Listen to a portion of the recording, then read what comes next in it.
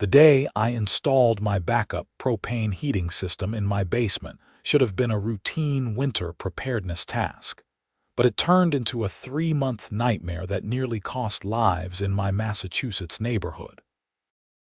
I'm Gregory Walsh, and I've lived in Millbrook Heights, a suburban development outside Worcester, for 5 years now. The neighborhood is beautiful, with colonial-style homes lining tree-covered streets, excellent schools, and generally friendly neighbors.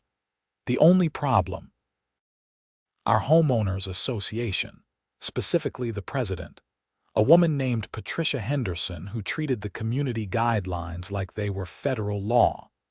I first learned about the HOA's issue with my heating system on a Tuesday morning in early November.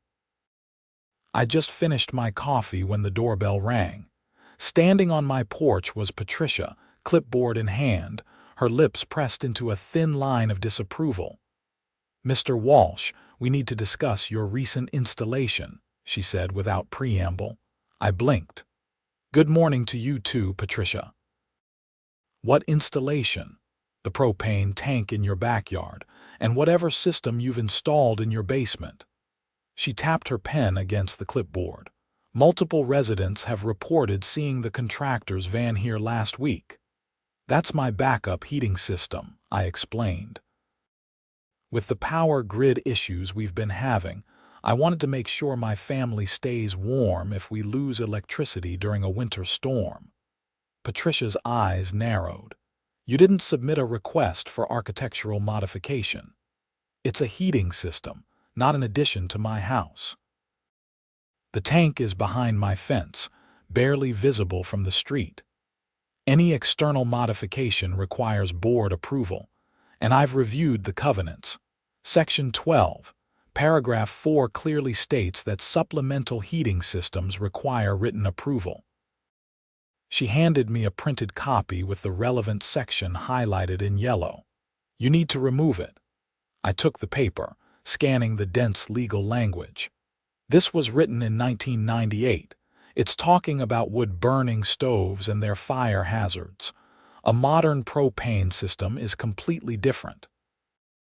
The language says supplemental heating systems without specification. That includes your propane setup. Patricia crossed her arms. "You have 14 days to remove it or face daily fines." "Patricia, this is ridiculous. You know how many power outages we've had in the last 2 years? 6. Including that 3-day blackout last February when temperatures dropped to 15 degrees. Then you should have purchased a generator like normal people." "I have a generator. This is for extended outages when gas supplies run low. It's a safety measure for my wife and kids." She shook her head. "The rules exist for everyone's benefit. If we let you install whatever you want, chaos follows. Remove it or pay the fines." With that, she turned and walked back to her white Lexus. I stood there, anger bubbling up. My wife, Maya, appeared behind me. "What was that about?" "The HOA wants me to remove the backup heating system." Maya's face fell. "But you just spent $8,000 installing it." "I know." I crumpled the paper in my fist. "I'm going to fight this." That afternoon, I called an emergency meeting with my lawyer, Jim Richardson, who'd handled my home purchase years ago. We met at a coffee shop downtown, away from prying neighborhood eyes. "Let me see the covenant," Jim said, adjusting his reading glasses. I slid the document across the table.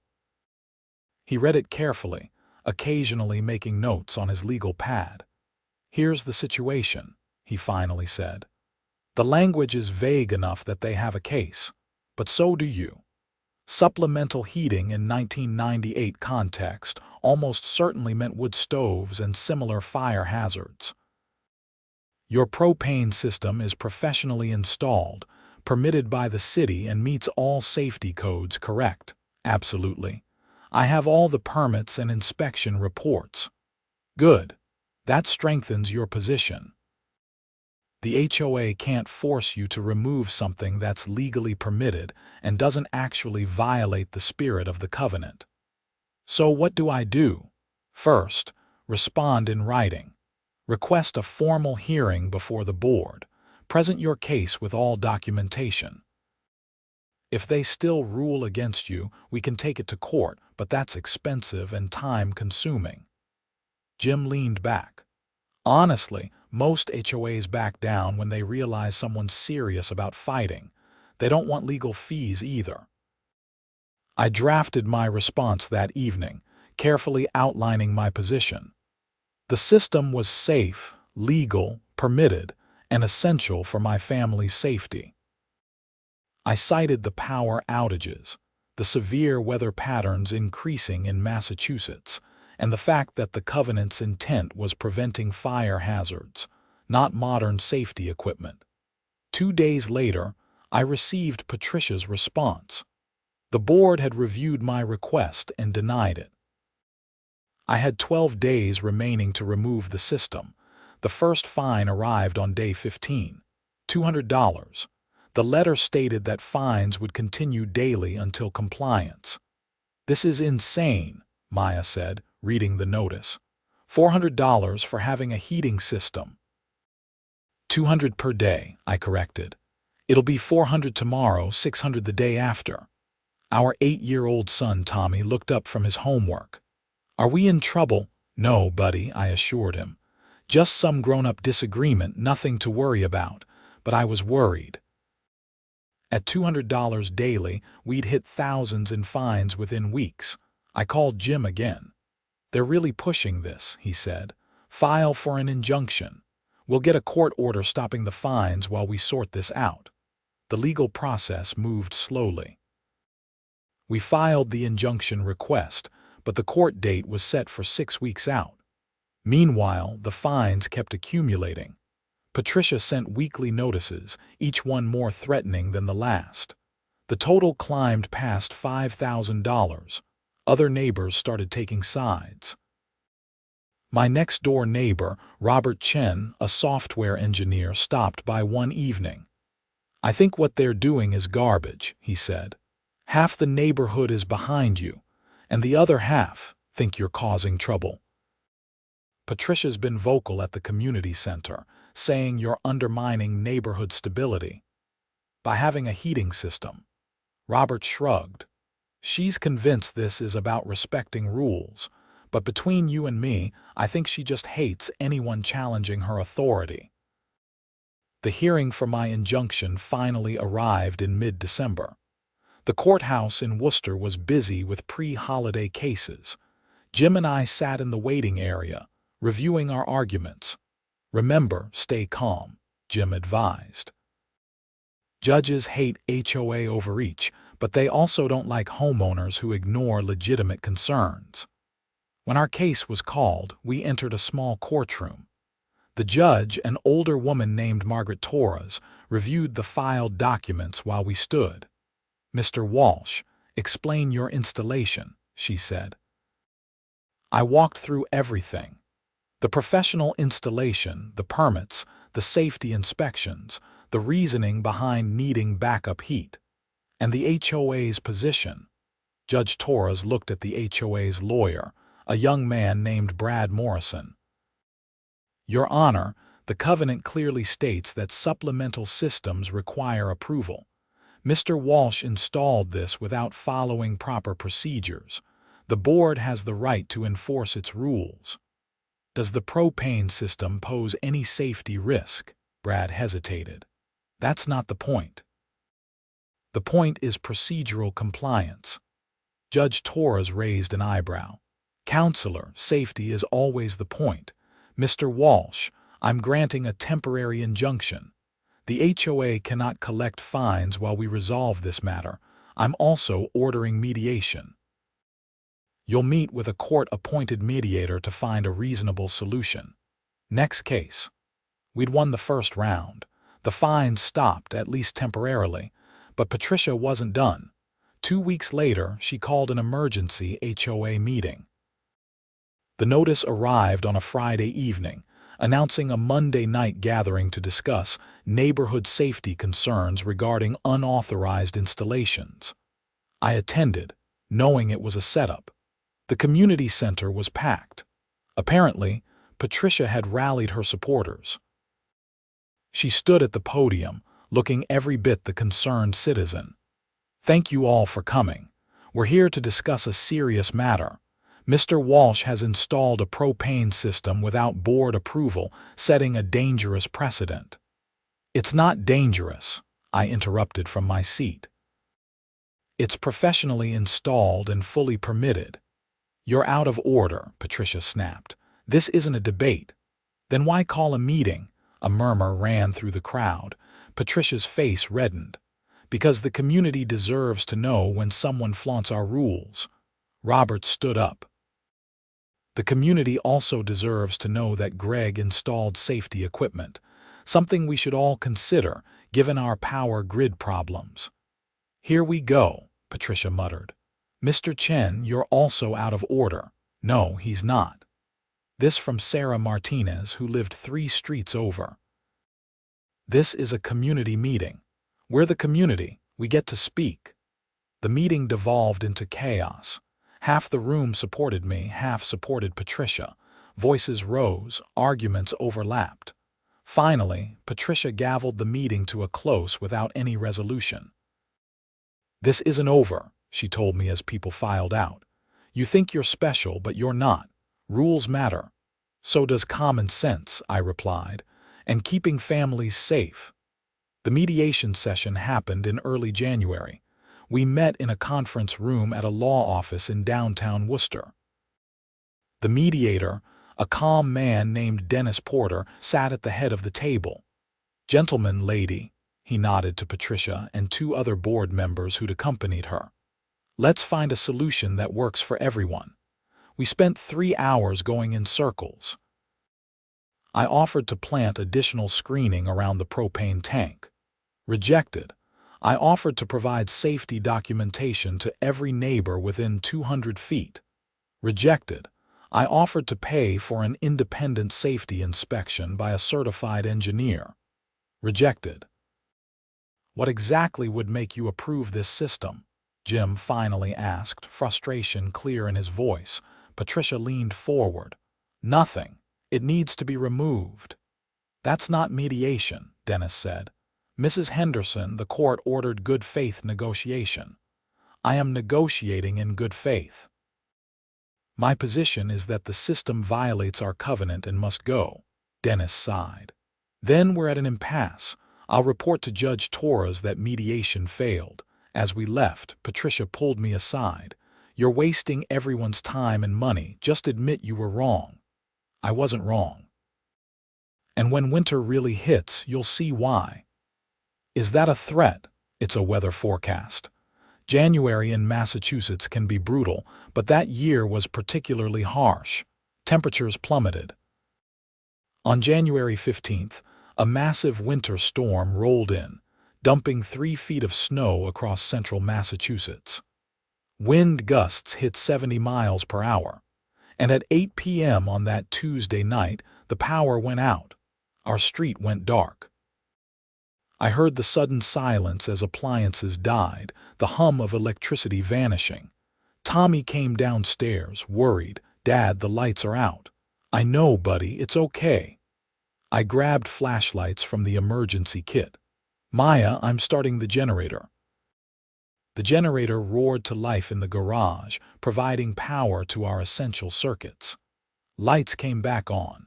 The refrigerator hummed, and most importantly, the main furnace worked. But I knew generator fuel wouldn't last forever.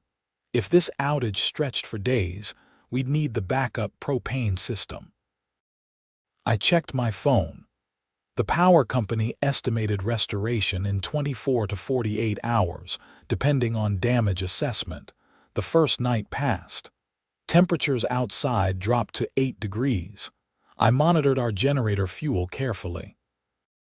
We had enough for maybe 3 days if we were conservative. On day 2, the power was still out. The storm had caused widespread damage. Transformers had blown, power lines were down across the region, and repair crews were overwhelmed. The new estimate was 4 to 5 days. I ran the math. We'd run out of generator fuel before then. Time to switch to the backup plan. I went down to the basement and fired up the propane heating system. It ignited perfectly, warm air flowing through the supplemental vents I'd installed. With this system, we could keep the house at a safe temperature indefinitely.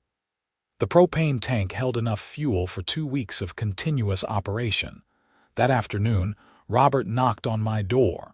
He looked miserable, bundled in multiple layers. "Greg, do you have any extra generator fuel?" "Ours ran out. I'm down to my reserve, but come in, warm up." He stepped inside, immediately sighing in relief. "How is it so warm in here? Your generator should be struggling to heat the whole house." "It's not." I switched to the propane backup. His eyes widened. "The system Patricia wanted you to remove. That's the one. That's incredible. It's barely 50 degrees in my house. My wife took the kids to her mother's place in Connecticut, but I stayed to watch the house. You can stay here if you need to." "Really?" "Of course. That's what neighbors do." By day 3, the situation in Millbrook Heights was desperate. Most houses had lost power. Generator fuel was sold out at every gas station within 20 miles. Hardware stores had no space heaters left. People were running their cars in garages for warmth, a dangerous practice that the fire department explicitly warned against in emergency broadcasts. My phone rang. It was Sarah Martinez. "Greg, I know this is a huge ask, but can my family come to your house? We have a newborn and it's getting dangerously cold.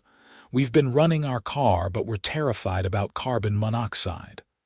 "Come right over," I said immediately. "Bring whatever you need." Within an hour, the Martinez family arrived. 3-year-old daughter, 6-month-old baby Sarah, and her husband Carlos. They looked exhausted and cold. "Thank you so much," Sarah said, nearly in tears. "I didn't know what else to do." "Don't even think about it. We have plenty of room and plenty of heat." Tommy was delighted to have another kid around. He and the Martinez daughter started playing with his toys while the baby slept in a warm bedroom upstairs. That evening, more neighbors showed up. First, elderly Mrs. Patterson from down the street, who couldn't stay in her freezing house with her health conditions. Then the Kowalski family, whose pipes had started freezing. By nightfall, I had 12 people in my house. Maya organized sleeping arrangements while I monitored the heating system. It was working perfectly, maintaining comfortable temperatures throughout the house despite the extreme cold outside. On day 4, my doorbell rang again. I opened it to find Patricia standing there, shivering violently. Her face was pale, her lips slightly blue. "I need help," she said quietly. I didn't hesitate. "Come in." She stumbled inside and I guided her to the couch. Maya brought blankets and hot tea. "Thank you," Patricia whispered, clutching the mug. We didn't speak for a while. She just sat there, warming up, while the other refugees from the cold watched silently. Finally, she said, "I was wrong." I sat down across from her. "Patricia, this isn't the time." "No, listen, I was wrong. My house is freezing. I've been staying with a friend, but their generator ran out too. I tried 3 hotels, all full. I didn't know where else to go." She looked around at all the people I'd taken in. "You tried to tell me this could happen. I'm not interested in being right. I just wanted to keep my family safe. You're keeping everyone safe." She gestured at the warm house, the comfortable refugees. If I hadn't been so stubborn, if I'd listened, maybe other people would have installed these systems too.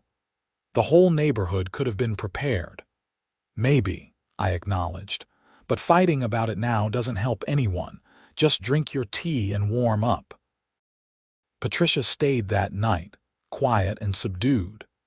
I noticed her watching as I organized food, checked on everyone, made sure the kids were entertained and the elderly were comfortable. The power finally came back on day 5, a full week after the storm hit. One by one, people returned to their homes, thanking me profusely. Sarah hugged me.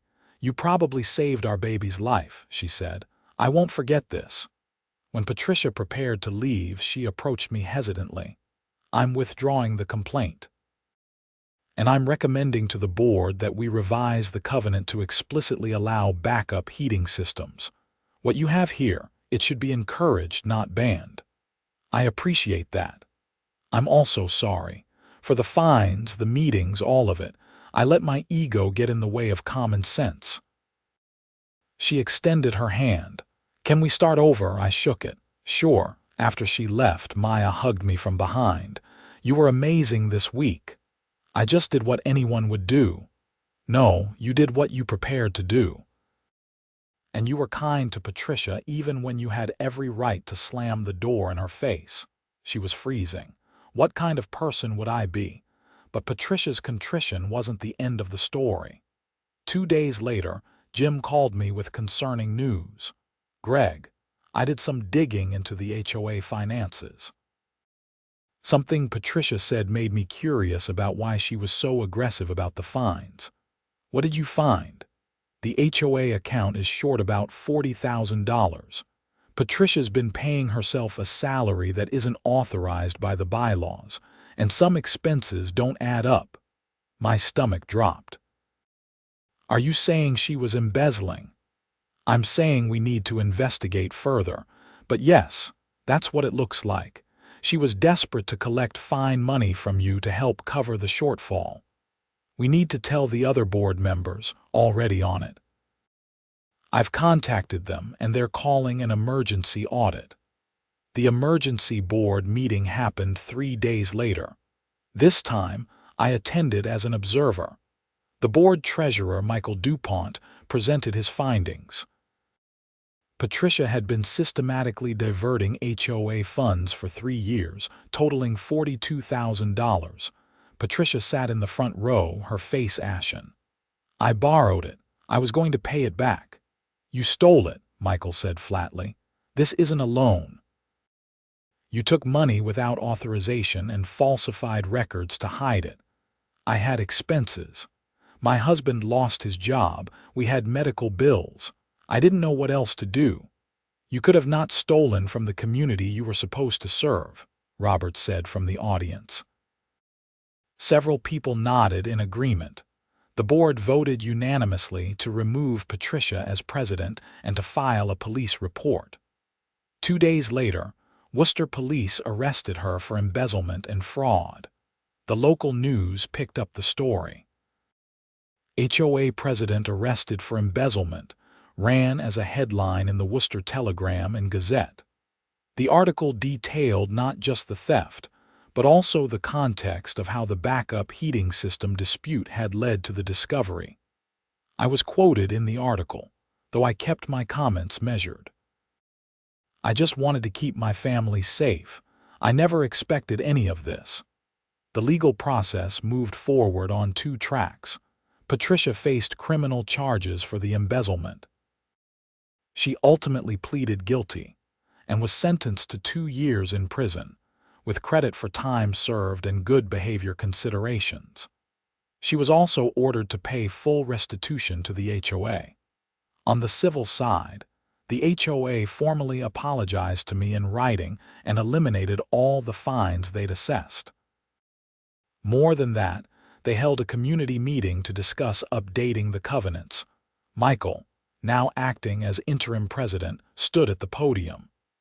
"We learned a hard lesson this winter. Our rules should protect the community, not prevent people from keeping their families safe. I'm proposing we update our covenants to explicitly allow backup heating systems, backup power systems, and other emergency preparedness measures." The vote was unanimous. Within 2 months, the updated covenants were finalized and filed. Backup systems were not just allowed but encouraged. Something else happened too. Other neighbors started installing their own backup systems. Robert got a propane setup similar to mine. The Kowalskis installed a whole house generator with a natural gas connection. Sarah and Carlos got a wood pellet stove as a backup. Within 6 months, Over 30 homes in Millbrook Heights had some form of backup heating. We even organized a neighborhood preparedness committee. Every fall, we now do a community check on emergency supplies, share information about system maintenance, and make sure elderly or vulnerable residents have plans for power outages. The community center now has an emergency shelter plan, with my house and 4 others designated as warm houses during winter emergencies, equipped and willing to take in neighbors. Mrs. Patterson, the elderly woman who'd stayed with us during the outage, stopped by one spring afternoon with homemade cookies. "I wanted to thank you properly," she said. "Not just for helping me, but for changing this neighborhood. I just installed a heater, Mrs. Patterson." "No, dear. You stood up for what was right even when it was hard, and you showed kindness to everyone, even those who wronged you. That changed things." Maybe she was right. The neighborhood did feel different. People talked more, helped each other more. There was a sense of community that hadn't existed before. The next winter was mild, with only one brief power outage that lasted 6 hours. But we were ready. Every house with a backup system kept warm and comfortable. The neighborhood email chain lit up with people checking on each other, offering help, sharing resources. I stood in my basement, looking at the propane heating system that had caused so much trouble. The very system that had nearly cost me thousands in fines, that had led to a legal battle, that had ultimately exposed corruption in our HOA. Tommy came downstairs. He was 9 now, a year older and a bit wiser. "Dad, why are you staring at the heater?" "Just thinking about everything that happened. Because you wanted to keep us warm." "Yeah, buddy, because I wanted to keep us warm. That was a good idea. Thanks, I think so too." He headed back upstairs and I followed, turning off the basement light. The system sat there quietly, ready for the next emergency, a symbol of preparation, perseverance, and doing what's right even when others say you're wrong. The following spring, the HOA held elections for a new permanent president. Michael had done well as interim president but didn't want the job permanently. Several people approached me about running. "You'd be perfect," Sarah said. "Everyone trusts you." "I don't want to be HOA president," I told her honestly. "I have enough on my plate." "Then nominate someone you trust." In the end, we elected Robert. He was organized, fair-minded, and had seen firsthand both sides of the heating system dispute. His first act as president was to create an appeals process for HOA decisions, ensuring that no single person could wield unchecked power. His second act was to reduce the overall number of covenant restrictions. "We should focus on actual safety and property values, not petty control," he said at his first official board meeting. The community agreed. Life settled into a new normal. I continued working as an engineer at a manufacturing plant outside Worcester. Maya continued teaching at the local elementary school. Tommy grew up in a neighborhood that was genuinely connected. One evening in late fall, almost 2 years after the original dispute, I was raking leaves in my front yard when a moving truck pulled up across the street. A new family was moving in. I walked over to introduce myself as they were unloading boxes. "Hi, I'm Gregory Walsh. Welcome to Millbrook Heights." The man, probably in his 30s, shook my hand. "Thanks, I'm Daniel Foster. This is my wife, Jennifer, and our daughter, Emma. Great to meet you all. If you need anything, I'm right across the street." "Actually," Daniel said, "the realtor told us about you. About the whole heating system thing. That's one reason we chose this neighborhood." "Really?" Jennifer nodded. She said this was a community that learned from mistakes and actually cares about safety over bureaucracy. That's rare with HOAs. I smiled. "Well, we try. And if you want information about backup heating systems, I know a good contractor." We chatted for a while, and I helped them carry a few boxes. As I walked back to my house, I felt a deep sense of satisfaction. What had started as a nightmare had transformed into something positive and lasting. That night at dinner, Maya asked about the new neighbors. "They seem nice," I said. "They actually moved here partly because of our reputation." "Our reputation for fighting the HOA," she teased. "Our reputation for doing the right thing."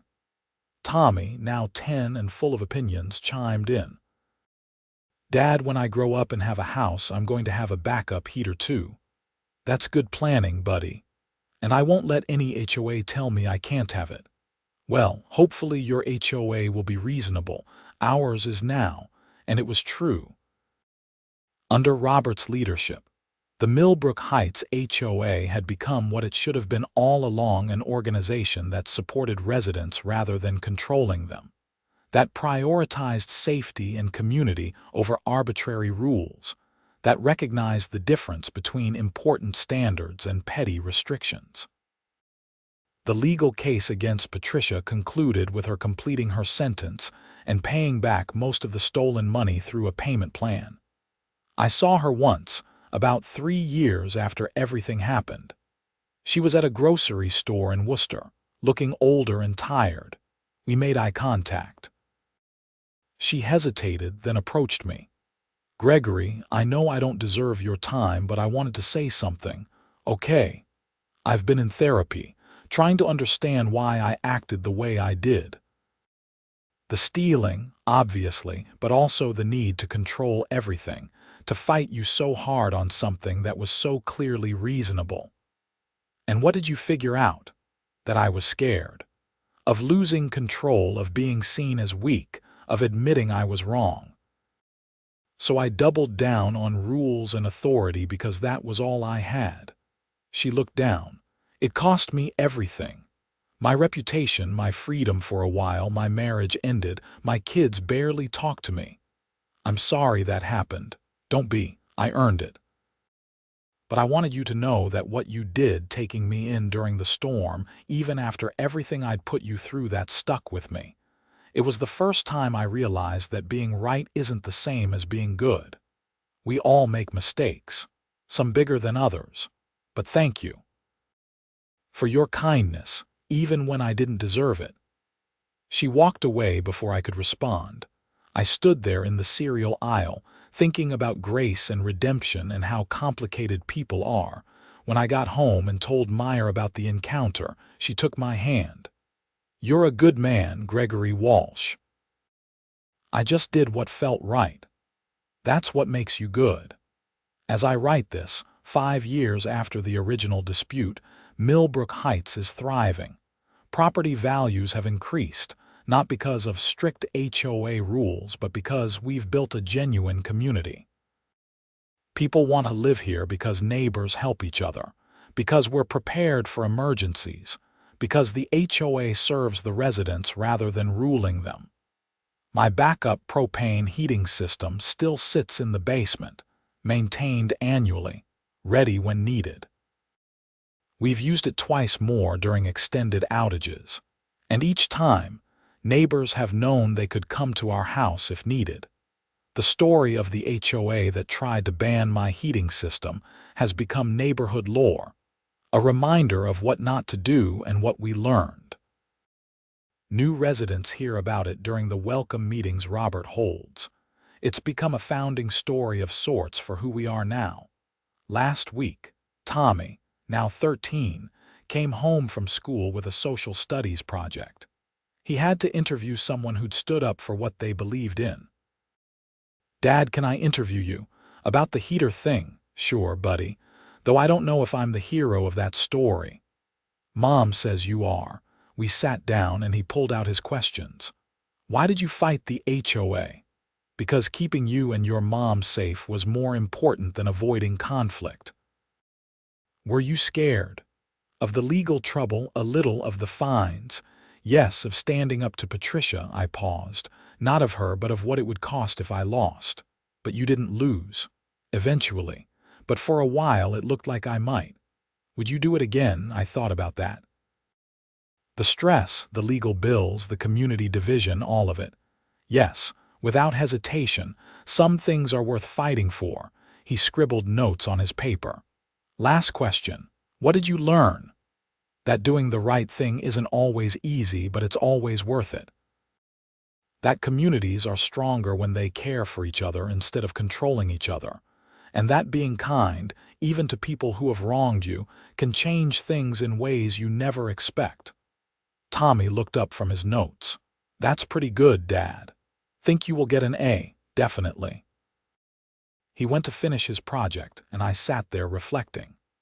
5 years ago, I just wanted to keep my family warm. I'd had no idea it would lead to uncovering embezzlement, transforming an HOA, building a real community, and becoming a story told to middle school students. Life is strange that way. The smallest decisions, the simplest acts of preparation or defiance or kindness, can ripple out in ways you never anticipate. I walked down to the basement and checked the propane system one more time. Everything was in perfect working order, ready for winter, ready for whatever came next. And that really was the point of the whole story. Being ready. Not just with backup heating systems and emergency supplies, but with the courage to stand up for what's right, the wisdom to treat even opponents with dignity, and the commitment to build something better than what you found. The backup heating system that the HOA tried to ban had proven me right, not just about winter preparedness, but about what matters in a community. And every time I see neighbors helping each other, every time someone installs their own emergency system, every time our HOA makes a decision based on common sense rather than arbitrary power, I know that all the trouble was worth it. Millbrook Heights isn't perfect. No community is. But it's better than it was, stronger than it was, more compassionate than it was. And my family is safe and warm, no matter what winter brings. That's all I ever wanted. And somehow, in fighting for that simple goal, we built something larger than any of us expected. A real community, forged in the cold of a winter storm and strengthened by the choice to do what's right even when it's hard. Standing in my basement, surrounded by the quiet hum of a heating system that nearly cost me everything but ultimately saved so much more than just warmth, I felt deeply grateful. For my family, for my neighbors, for the community we'd built together from conflict and cold and the simple determination to keep each other safe. The backup heating system sat ready, as always, prepared for the next emergency. But more than that, our neighborhood was ready too.